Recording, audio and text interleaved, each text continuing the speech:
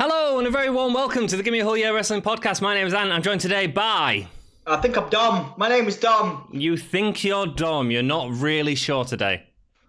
Yeah, it's a bit up in the air, man. It's a bit up in the air.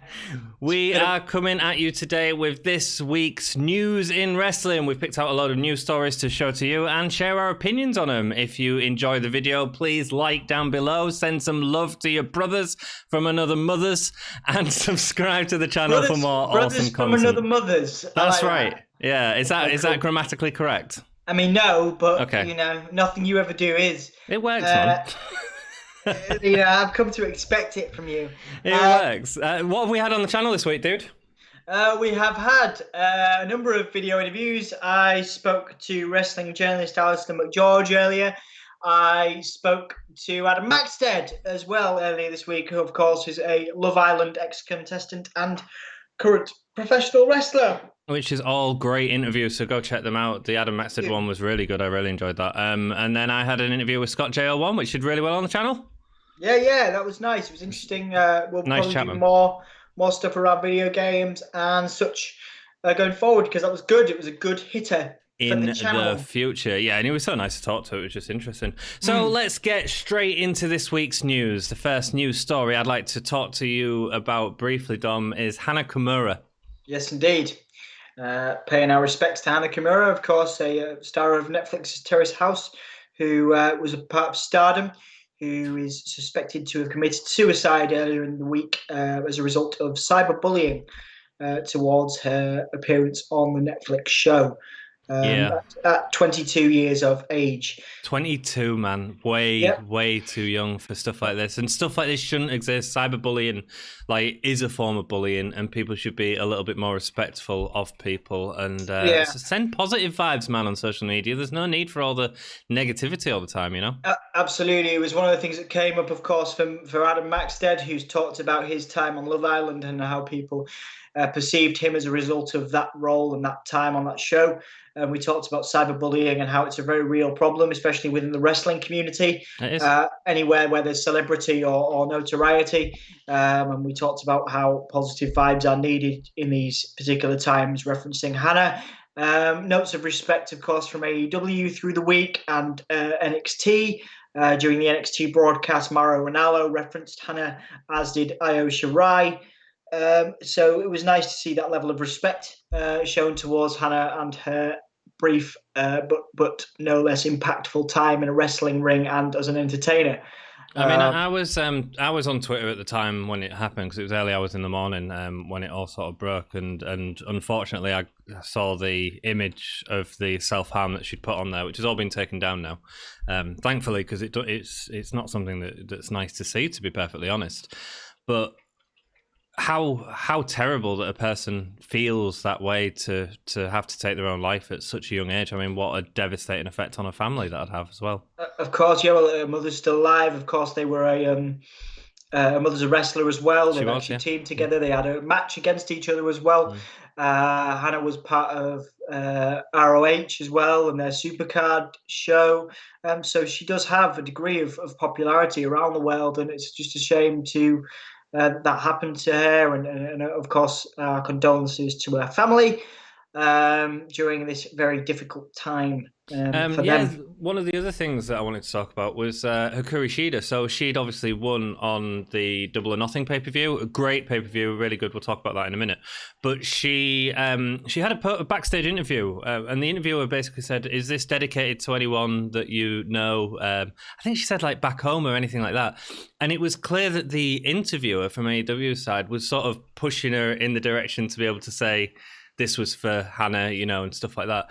And she doesn't. She says, I did it for myself. And she got a little bit of a mixed reaction because of that on Twitter and had to respond back to that. That was on AEW's Twitter, where she basically said, look, I didn't want it to be about anyone apart from myself. And I want this to be a moment for myself and my sort of celebration, which I thought was really interesting.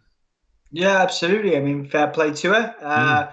I'm sure that she is very respectful of Hana's legacy, but obviously a very, very powerful moment for her in her own and Shida's own career. So, I respect her for standing her ground on that and saying it was her moment and didn't want to take the shine from herself in that moment. I'm sure she's very respectful in her personal and professional life towards Hannah and her family.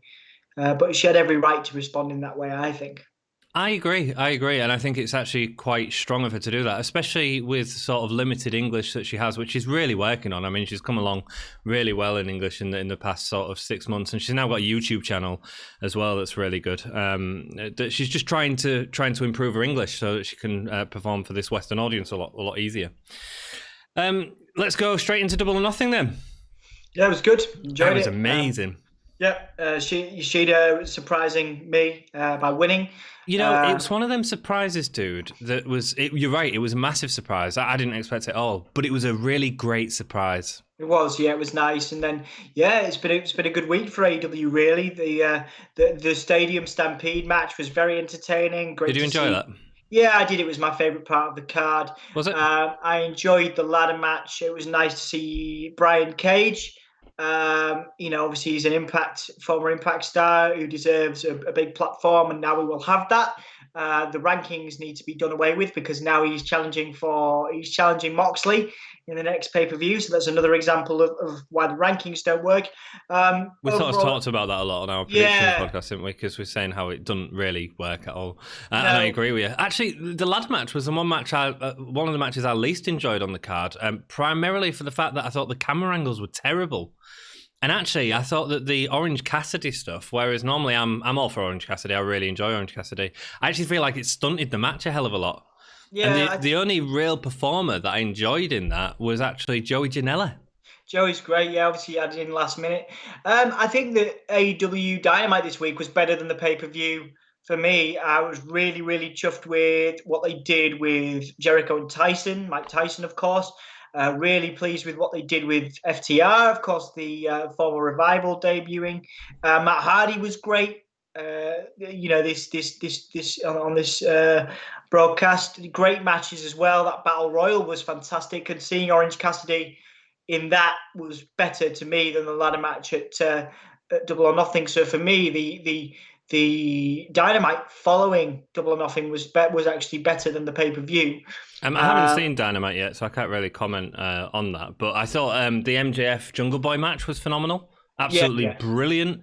And the Hikaru Shida match and Nyla Rose match was outstanding. Yeah, I really enjoyed Brody Lee and Moxley as well. I don't think it makes Lee look weak by losing. No, he didn't. I thought they booked himself out into a good situation. It felt like two horses going at it, which I think is a good thing. Yeah, absolutely. The other one was the Cody and Lance Archer match, which was a bit messy, a little bit messy. I enjoyed that, and as much as I appreciate what AEW were trying to do with Mike Tyson there, the whole angle that they're going forward with is based on what happened to them in WWE, which is an issue, I think, in itself. But also, Mike doesn't know how to be a wrestler. Like he doesn't know how to act like a wrestler. He acts like a tough guy and then overdoes it. Like, I know that sounds silly, but no, it's making people believe in your drama, in your theatre, and Mike Tyson kind of looks silly.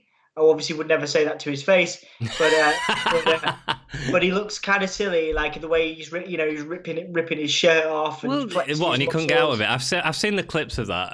The other bit of it was the whole Jericho, where he was saying to Jericho about stealing the championship and all this rubbish. What the devil was he on about? Well, that was something to do with WWE, but again, I think they're trying. Was it? I don't remember that at all. I think there was some kind of issue there. I can't remember. To me, it sounded like he was getting Jericho and Brody Lee mixed up. I'll be perfectly honest. It sounded like he was just getting angles mixed up in his head. Okay, well, that's it's a potential thing, isn't it? Yeah, I mean, obviously, Mike's done very well for himself. He's preparing for an in-ring comeback, and that was, of course, presumably in a boxing ring, but it may well be against Chris Jericho. Well, that's what people are saying, that the Jericho and Tyson match is going to happen at either the next pay-per-view or save it till All Out, because I think Fyter Fest is due to happen next before All Out. One of the other things that has come out this week, actually, that I forgot to write down, was Fyter Fest was before this whole coronavirus thing. It was supposed to happen in the UK. We say Steve Carino virus, I'd Steve say. Carino, fine. You Yeah, stay yeah, Steve Carino. Don't you put your little jokes and terms on me, dude. That's your joke. yeah, but so no, I heard that as well, and it's interesting because we've reached out to AEW for some press opportunities as well. So there's a potential relationship to build there. Hopefully, fingers crossed when they come over to the UK, and I'm really excited to see what happens and what they do because it'd be great to see them build that.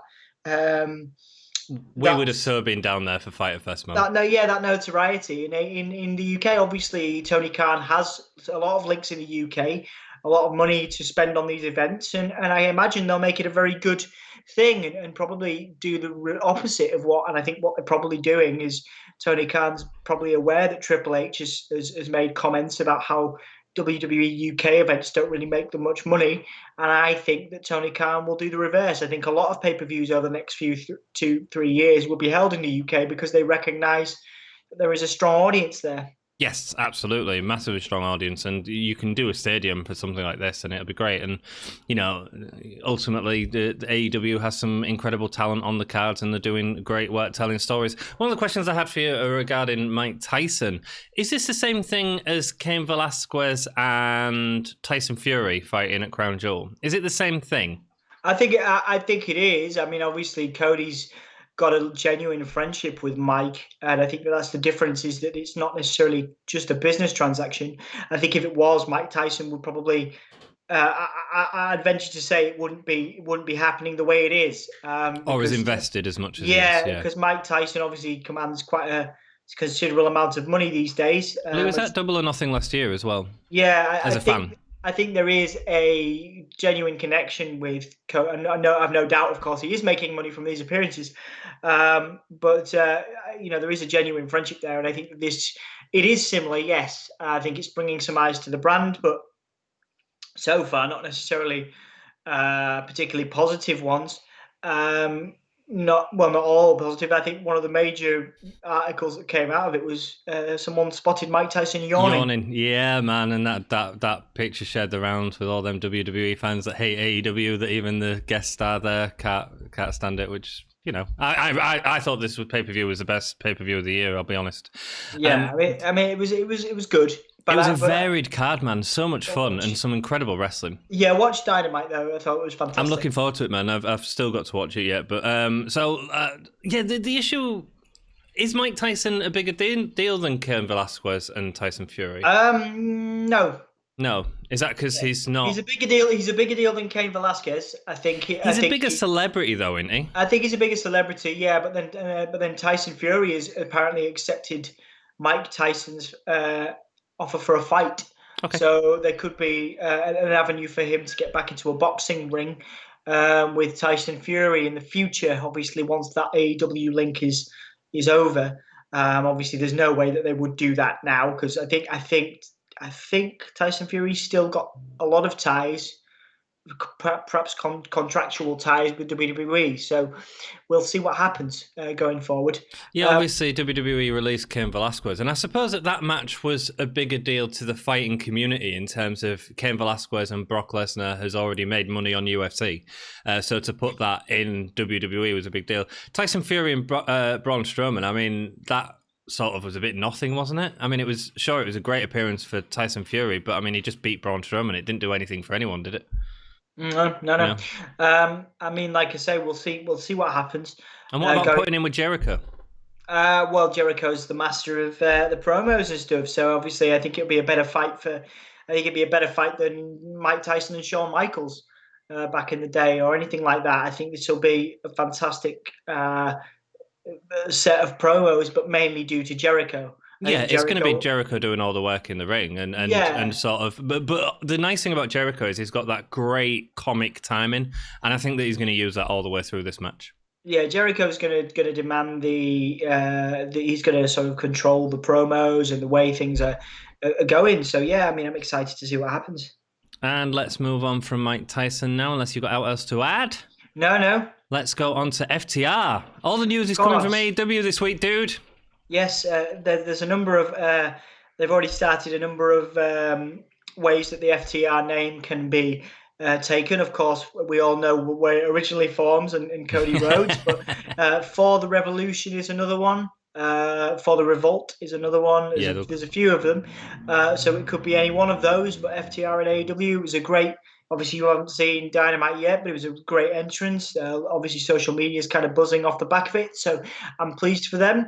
It was great to see good reactions from friends of the channel and wrestlers who are friends of the channel, who are invested in FTR and their debut. So yeah, I mean, we'll see what happens. The wrestling community seems very happy for them, and I think that they are very happy to be where they are. And obviously, the Young Bucks. I don't want to spoil it for you, but there's some good teases in this debut. Yeah, well, I know that I've heard something about the Butcher and the Blade being part of it, which is fine. I think it's the right company for them, man. I mean, look at all the great tag team matches we're going to get, and what a way to really solidify that tag team. I don't think there's another company in the world that could touch their tag team wrestling. I really don't. Even if you was to combine it all together. A lot of people say they're the best tag team in the world. I think from a sports entertainment perspective, perhaps not, but I think from a wrestling perspective, absolutely. Really, the thing that really interested me about the Revival, especially in NXT, was they're bringing that old school tricky style and roughness to wrestling. And actually, I think that like the stuff with them going under the ring to stop a tag and stuff like that was great, entertaining stuff. And I can't understand how they got so lost in the main card of WWE. Then, like I say, they're very old school, and I respect that. I think it's much more suited to AEW than it is to WWE. WWE, of course, wanted to keep them and offered them large sums of money to do that, so they could have stayed in WWE and made more money, and had a successful career. But then, of course, we did see the way that Vince McMahon wanted to portray them, so which is terrible. Yeah, which is terrible. So, but in summary, very pleased for FTR. Tell me one match you want to see them against in AEW. Just the Bucks. Tell me one match you want to see them against in AEW apart from the Bucks. Jungle Boy and Luchasaurus. Okay, good answer. I know. My most exciting match, even more so than the Young Bucks actually, is Pentagon and Phoenix. Yeah, that's really good. It's just the idea of grounding them two and then working that grounding. It's going to be so good, isn't it? And I think that also another thing that's got to happen, and it's got to happen soon, is because I think that they're going to go into this feud with, I think they'll do a 6-man tag actually. Maybe they might join MJF, and go on a 6-man tag against Cody and the Elite, and that'll be where Arn Anderson turns on Cody and goes straight to the Revival.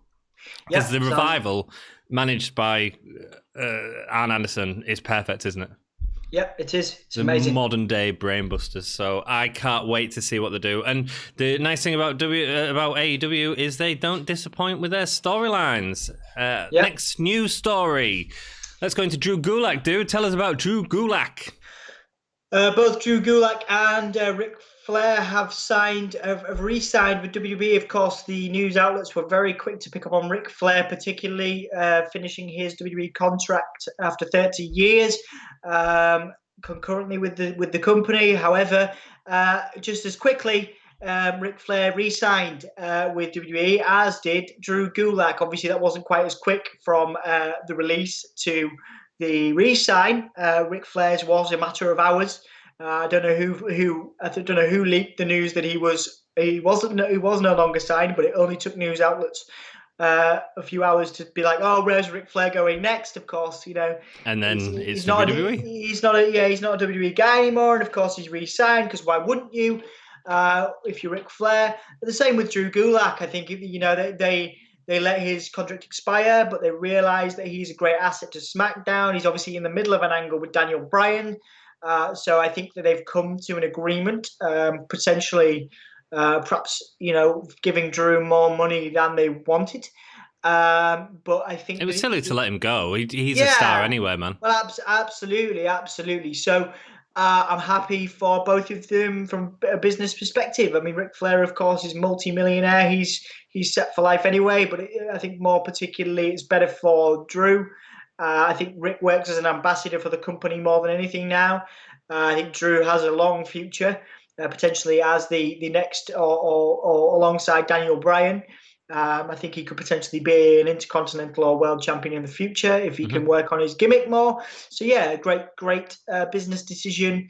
Despite what the accountants might think, a great business decision for WWE. Well, they're obviously concerned about money, and I respect that in this current climate. However, so what's the difference between Sting and Ric Flair?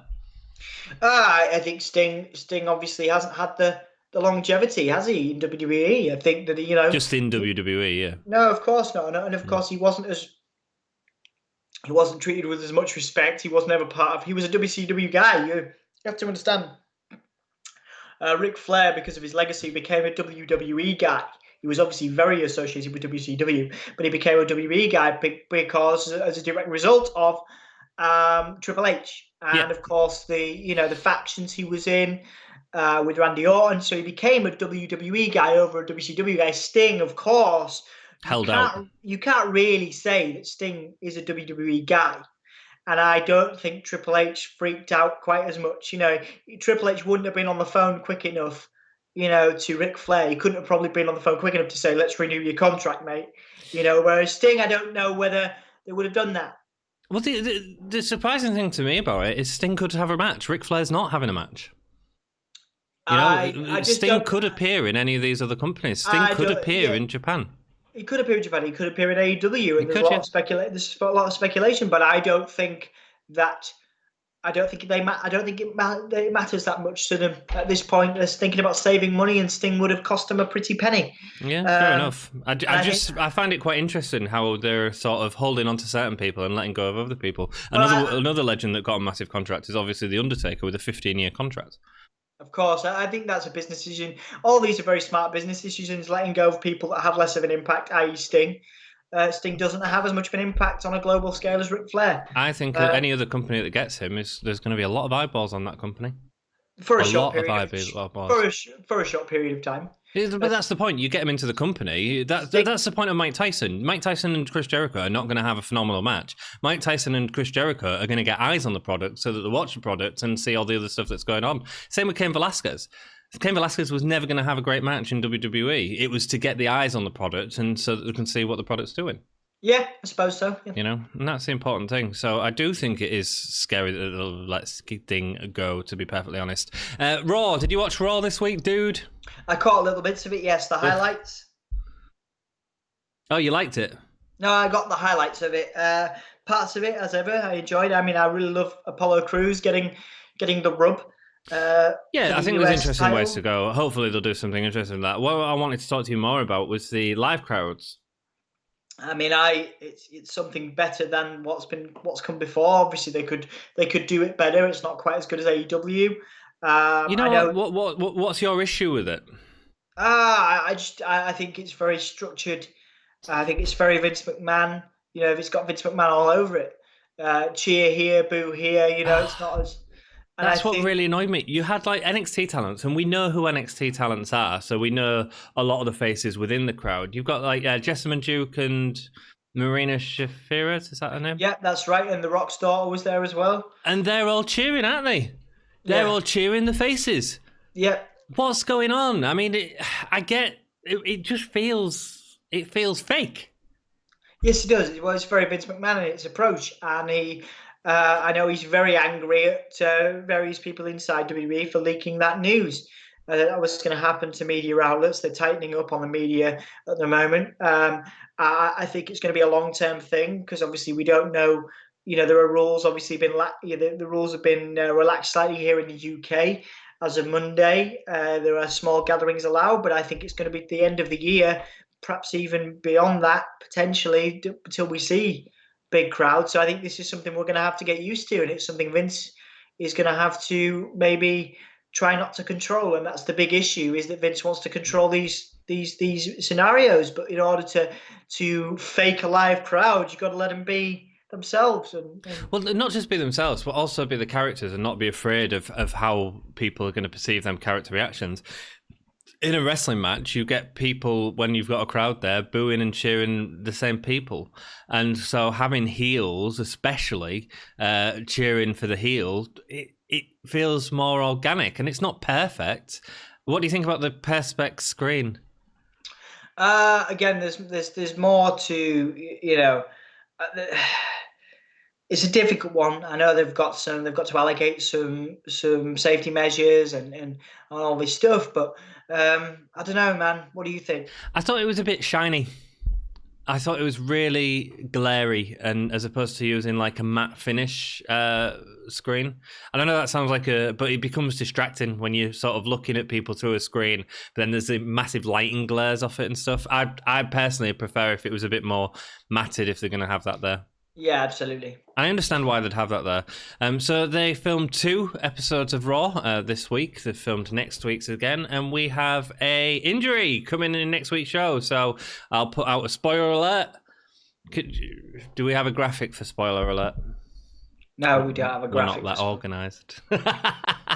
So We'll count down. 5, 4, 3, 2, 1. Kairi Sane and Nyla Rose. Nia Jax are having a match next week. Guess what happens? Somebody gets injured, don't they, Anthony? Of course they get injured, because what happens in any bloody Nia Jax match? What is going on here, man? I mean, I'm really interested to see it, because I'm interested to see how WWE edit around it. Because apparently Kairi Sane took a set of steps to the face that she was Irish whipped into, hit on the corner or dropped onto or something like that, and ends up with a massive gash, which is not nice. Nope, not at all. But again, something we've come to expect, unfortunately, from Nia Jax matches. But we'll see what happens and how they deal with that next week on Raw. Sad, isn't it? Because we're coming off a Kairi Sane potential concussion from a couple of weeks back with Nia Jax, you know? Yeah, absolutely. She's getting a real reputation of hurting people, and that's sad for her, because I think she's a great, strong wrestler. I wonder why this is. I wonder if it's a thing of really trying to perform at a high standard each time and letting a guard down with that, or what. But it needs to be reined in, man, before she gets in a ring with Asuka and we get Asuka off TV or anyone. It's not fair on Kairi, actually, to be perfectly honest. I don't know why I'm just saying Asuka, Yeah, I mean, we'll see what happens. Apollo Cruz won the US title. Yep, pleased for him. I think it's exciting. I think it's they're pushing a new talent, which is great. Well, not new talent, but a talent that deserves the push after many, many years. A lot of WWE individuals have been congratulating Apollo. He's obviously been gushing on social media about how grateful he is. So I think it's he's potentially a great ambassador for the company with the title. I know he's doing interviews at the moment with UK and US press representing the belt and the company. So yes. they've already got him becoming a face of the brand. I think it probably brings a character to the US title.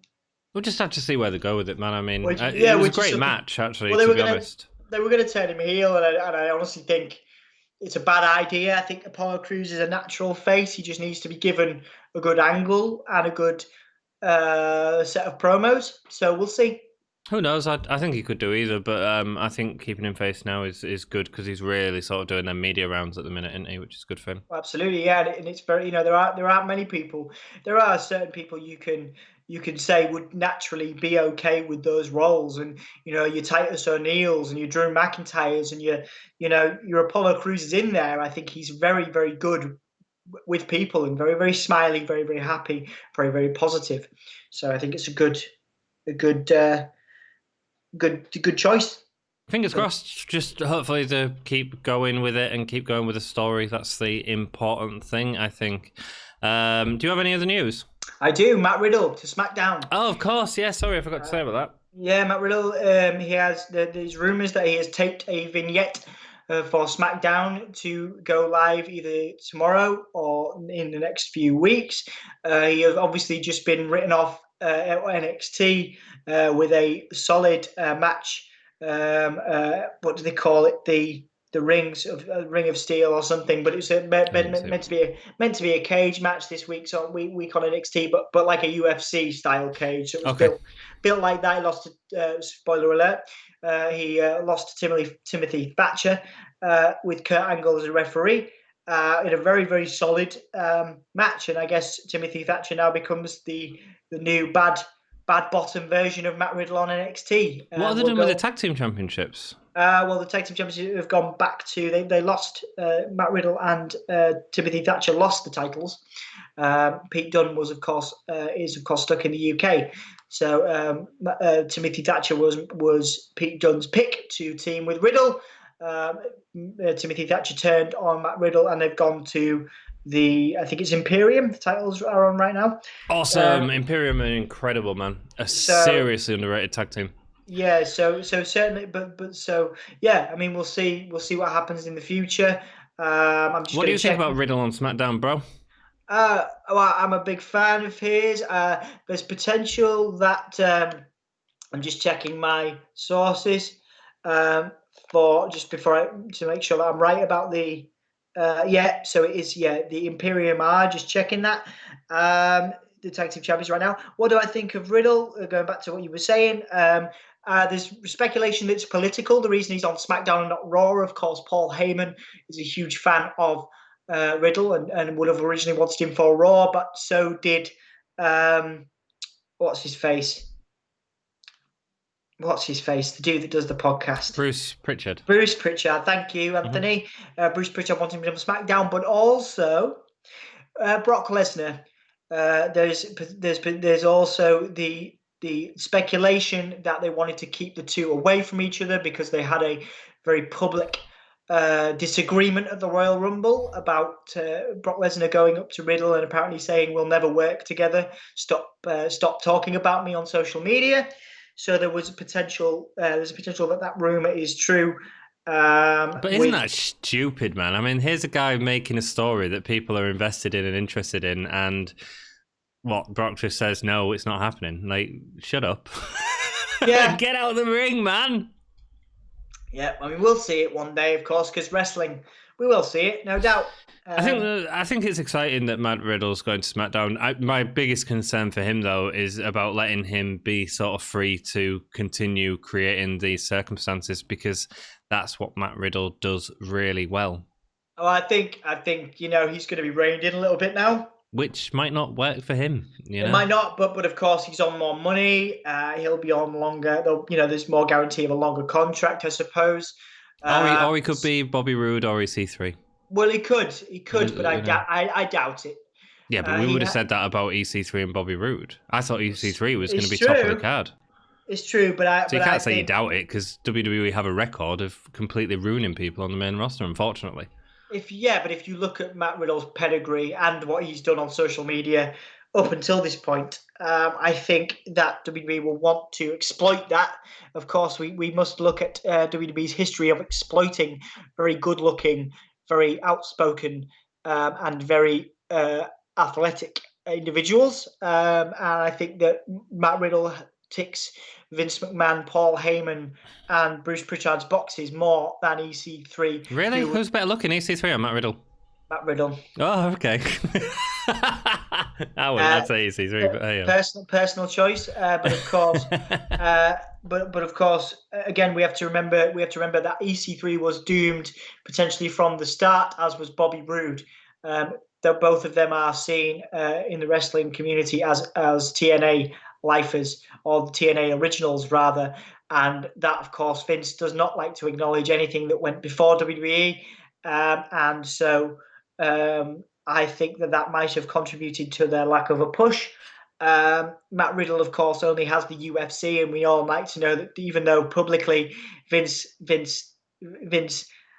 takes issue with UFC, that him and Dana White are close in some ways. So I think that Matt Riddle will do much better, and I think we'll see him as a SmackDown champion within 2021. Okay, cool. With the Fiend going to Raw.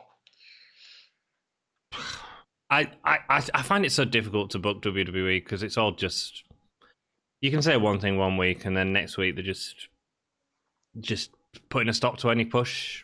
Of course, whatever, yeah. I mean, it's interesting. So yeah, that's my news for this week. Cool. One more little story. Randy Orton. He's been buying things. You know what he's bought, Dom? He's bought a jet, hasn't he? He's bought a plane. Is this news? Is this news really? Like, I mean, I think it says how much money he's making and how well he's doing for himself, which is great for him.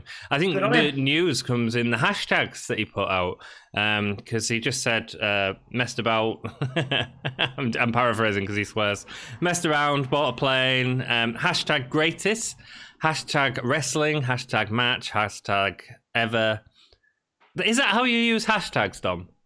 I'm not very good at hashtags, but is that how you use hashtags? I mean, you can use it whatever you want, I suppose, when you have a jet and you're Randy Orton. Yeah, okay. Hashtag what a rib.